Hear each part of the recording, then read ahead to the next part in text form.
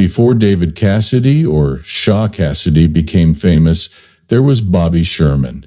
In the late 1960s and early 1970s, his name made teenage hearts race.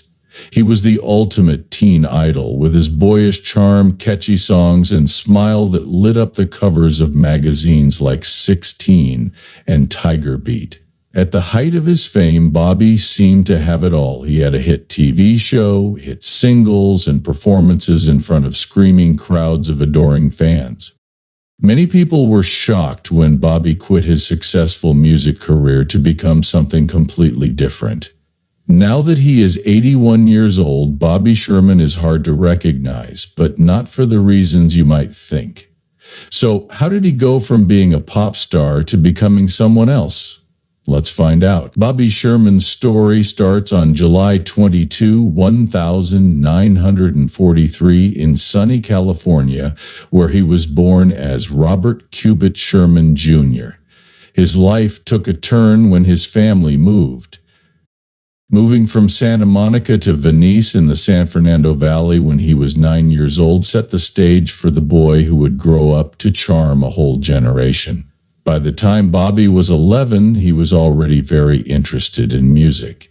He started by learning how to play the trumpet, but no one knew that he would go on to master 16 instruments, from the piano to the trombone. At 13, his interest wasn't just limited to music. Bobby juggled football, the school band, and an early love of singing while he was in high school at Birmingham High School. He graduated in 1961 and was ready to start the next part of his life. He went to Pierce College in Woodland Hills, California, to study child psychology. But one night, Bobby's girlfriend invited him to a party celebrating the movie, the animated series. The greatest story ever told. It wasn't just any party, it was full of Hollywood stars like Natalie Wood, Jane Fonda, and Sal Mano. Bobby, feeling the pull of the moment, joined the band and sang "What I'd Say" by Ray Charles. Not only did his friends think it was great, the whole room was excited. Sal Mano, a star of the time, was especially taken with Bobby and offered to help him with his career. Bobby, amused he was a little confused and asked, "What do you mean by handling me?" But soon he found out what Hollywood had in store for him. 3 days later, an agent who had been at the party set him up with an audition for the hit teen music show Shindig, and he got the part right away. Even though his time on Shindig only lasted 2 years, it was enough to make Bobby Sherman famous. His boyish charm and talent won over hearts across the country. But Bobby had to pay for his fame.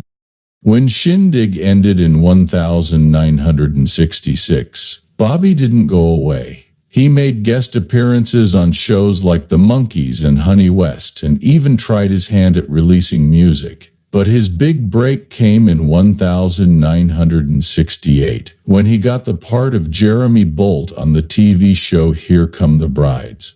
His performance as the stuttering but likable Jeremy won over viewers and cemented the show's place in the annals of TV. Bobby Sherman became famous when he played Jason Bolt on Here Come the Brides for 2 years. His character won over viewers with his charm and warmth, and even though Jason got over his stutter, the show couldn't avoid cancellation. Still, Bobby's portrayal of Jason will live on in the hearts of his fans. The moment Bobby realized he wasn't just an actor happened during a time. While Bobby hadn't even released any records yet, everything changed when the fire marshal told him to go upstairs. Looking out the window, Bobby saw a huge crowd waiting to see him. That was the moment he realized how famous he was becoming. After a while, Bobby was at a crossroads and didn't know what to do next. He started writing songs and trying out recording. During this time of discovery, Bobby's career took a different turn. He became a professional singer. In 1969, Bobby released his first big hit, Little Woman. The song went to number 3 on the Billboard Hot 100 chart, sold over 1 million copies, and earned him a gold record.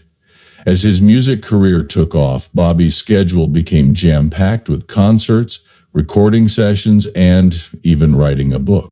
Bobby had more hits after Little Women, like Julie Do You Love Me and Easy Come Go.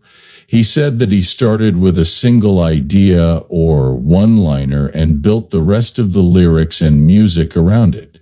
This method worked, and at the height of his fame, Bobby was getting 2,500 fan letters a week, mostly from teenage girls. Bobby Saint became a teen idol after appearing on Here Come the Brides and starting his music career. He wasn't sure how he felt about the label, but it was clear that his fame had reached meteoric heights.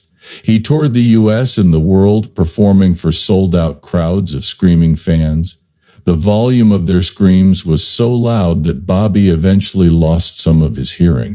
Bobby released 107 songs, 7 of which were top 40 hits, 7 gold singles, and even 1 platinum single. His face was on lunchbox posters and in magazines all the time, even after Here Come the Brides and its follow-up Getting Together ended. He stayed a familiar face in entertainment by guest starring on popular shows like The Mod Squad, The Love Boat, and Murder, She Wrote. He also tried his hand at movies by appearing in a few.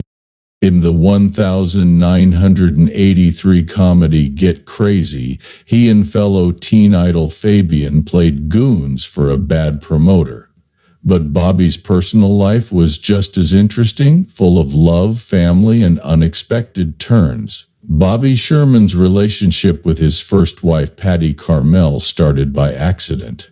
Patty was visiting a friend named Diane who lived in the same building as Bobby. At first, Patty thought Bobby was the host of. Bobby and Patty met on the TV show Shindig, where they were both mistaken for someone else. Soon after, they started dating and eventually moved in together. They got married and had 2 sons, Christopher and Tyler. Bobby was a hands-on dad from the start, and he was even in the delivery room for Tyler's birth. He was dedicated to being a dad and took great pride in setting a good example. Bobby never smoked or drank, saying it was something he simply couldn't do. Bobby loved his sons and poured his creativity into their childhood. He even spent $115,000 building a miniature Disneyland in their backyard, which was a dream come true for his boys. In the early 1970s, Bobby's life seemed perfect. He had a successful music career, a hit TV show, and a beautiful family. But not all fairy tales last forever. In 1979, Bobby and Patty got divorced. Bobby stayed close to his sons and made sure he was always a part of their lives. Patty eventually remarried David Soul, who was Bobby's co-star in the show. Sadly, Mar was having problems with Soul, who later told Patty about it. Despite everything, Bobby stayed close to his sons, and they even helped him stay in touch with the ever-changing music scene by introducing him to bands like Death Mode. Bobby found it funny and a little scary. Younger people were watching reruns of his old TV shows. He admitted that fame wasn't something he'd want to relive. Life didn't come without problems, though. In his later years, Bobby had a scary experience with a stalker named Ethel Richards. Ethel had been a fan of Bobby since she was a teenager and started sending him letters asking to visit him. Bobby didn't take the letters seriously at first, so he ignored them. But Ethel didn't give up, and Greyhound bus to Los Angeles and showed up at Bobby's house in Encino without warning. After ringing the doorbell and being caught on Bobby's security camera, the police were called, but Ethel left before they got there. Later that same day, she came back, which led to her arrest and court appearance. Despite these events, Bobby's life took a meaningful turn as he raised his children and discovered his skill for first aid, which his wife wasn't comfortable with. So Bobby stepped in and learned how to treat his son's scraped knees and bloody noses. Inspired by his skills, he decided to take first aid classes because he knew he could make a difference in emergencies. At the height of his career, Bobby made the brave and unexpected choice to leave the music and TV spotlight to dedicate his life to something much more important: saving lives. After getting more training, Bobby Sherman he learned how to use a defibrillator and was an EMT. Because he loved helping people, he started his own nonprofit EMT program and volunteered about 40 hours a month for a few years. The LAPD saw how dedicated Bobby was and invited him to join their police academy. In 1992, he was sworn in as a police officer with both the LAPD and the San Bernardino Sheriff's Department. The next year, he started a volunteer paramedic squad to help. Bobby started teaching new police officers in Los Angeles how to give first aid. One of his biggest goals was to get special first aid kits for every police car in the city. These kits were meant to help officers treat injuries while protecting themselves from diseases like AIDS and hepatitis B, which were common risks on the streets of Los Angeles. The kits came with gloves for handling stabbing. Back then, none of the city's 6,000 police cars had first aid supplies. Only basic AIDS kits with gloves, shoe covers, and disinfectant. Police officers were often the first to arrive at crime scenes, so Sergeant Bob Keller, who trained police officers, thought Bobby's idea was a great one. These first aid kits could save lives by letting officers give immediate care before paramedics arrived. Officers could pick up a kit at the start of each shift, just like they did with their other gear. Keller had hired Bobby to teach first aid to recruits the previous year and was impressed by how much Bobby knew and how dedicated he was to the cause. For Bobby, it was personal. He still remembered the first time he helped someone at the scene of a car accident. It was a rewarding experience that he will never forget. Would never forget Bobby Sherman. He said that over the years he had helped about 100 people in accidents, which could have saved 3 or 4 lives. In 1984, he started TAC 5, a group for paramedics who wanted to keep and improve their skills. At first, the group would drive around looking for accidents where they could help. Over time, they started volunteering at events like marathons. One of their most notable efforts was at the Baker and Miller ran a major police race in Las Vegas and did such a great job that they were invited to teach at the police academy. Fred Miller, a paramedic with the Los Angeles Fire Department who worked closely with Bobby, brought up the need for better first aid kits for police officers. Many lives were lost because CPR wasn't done in time because officers were afraid of getting sick or hesitant. Bobby planned to fix this problem by getting donations to fill these kits and was. Even though he had a new job, his fans never forgot about him. He talked about memorable moments from his time as an EMT, like the time he helped a woman who was severely bleeding. The woman's husband recognized him and exclaimed, "That's Bobby Sherman."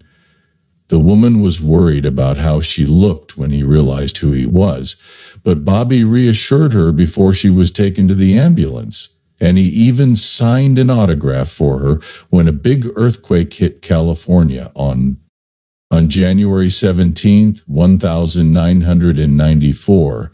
Bobby didn't stay at home. He got in his truck and drove straight to the worst-hit areas where he helped anyone who needed it. Some people needed first aid, while others just needed advice and support, and Bobby was there for them. His hard work earned him the title of Chief Medical Training Officer for the department, and in 1999 he was named LAPD's Reserve OB Service Officer of the Year. Teaching officers how to save lives earned him that honor.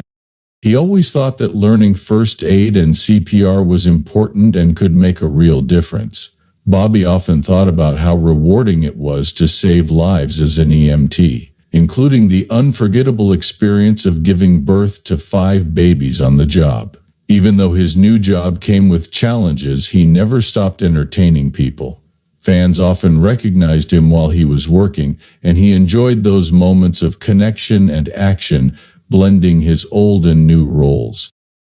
Suddenly a star with his new life of service, but just when you thought his story couldn't get any stranger, Bobby's life took a surprising turn for the better after his divorce in 1979.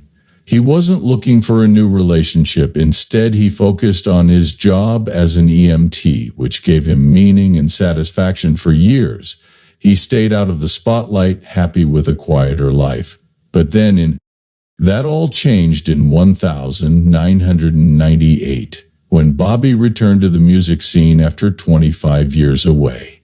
He joined other teen idols like Peter Noone and the Monkees for the Teen Idol Tour. Fans from all over came to relive the magic of their youth, and Bobby performed with his trademark charm, showing that his star power hadn't faded. On August 25, 2001, he played his last solo concert, marking the end of an era. A man called Bobby's manager and asked if Bobby could surprisingly show up at his girlfriend's 40th birthday party. Bobby agreed, planning to stay for only 20 minutes, but something clicked, and he ended up staying the whole night, even holding hands with the birthday girl. That birthday girl was bright, and she would become the love of his life. In 2010, they got married, showing that love does find you. Bobby always felt like an outsider, even though he had millions of adoring fans and was surrounded by them everywhere he went. He was shy and quiet, and he looked up to stars like Natalie Wood and Jane Fonda, but didn't make many close friends in Hollywood. He avoided the social scene and preferred the quiet moments. Meanwhile, a 13-year-old girl named Britt Peng was watching Bobby from Indonesia. Bridget first saw Bobby Sherman on American Bandstand and thought he was cute. She never thought she'd marry him, but life has a funny way of bringing people together. Bobby and Bridget later used their shared interests to make a difference. In 2011, they started the Bridget and Bobby Sherman Children's Foundation in Ghana. The foundation's goal is to give kids the tools they need to succeed through music and education. Children in school while also helping them find and develop their talents. The foundation's work is kept going by donations from fans all over the world. Recently, fans were thrilled to see a photo of Bobby Sherman on his charity's social media page. He looks warm and friendly, and his signature smile lights up the picture. His hair is shorter now, but his charm hasn't changed. Fans sent him heartfelt messages wishing him a happy Father's Day and thanking him for all the good things he and his wife have done through their charity work. One fan wrote that he made the world a better place, and another called him a true hero, pointing out that he was both an EMT and an entertainer. Bobby has said that he wouldn't change a thing about his life, though he might have taken a moment to enjoy it more after all the years of hard work. Even though he's been out of the spotlight for a while, Bobby still gets a lot of fan mail, which shows how much of an impact he's had on people. These days, he lives a quiet life with his wife and spends quality time with their 2 sons and 6 grandchildren. July is a special month for Bobby and his wife because their birthdays are only a week apart, and it's also Father's Day. For the Sherman family, holidays are always a time of joy and celebration. Their foundation's Instagram page is full of festive posts for days like Valentine's Day, Christmas, and New Year. One memorable Easter was spent in Ghana, where they did charity work for their foundation, and every year Bobby sometimes graces their annual Christmas gala and fundraiser with a performance, adding a touch of his lasting magic to the event.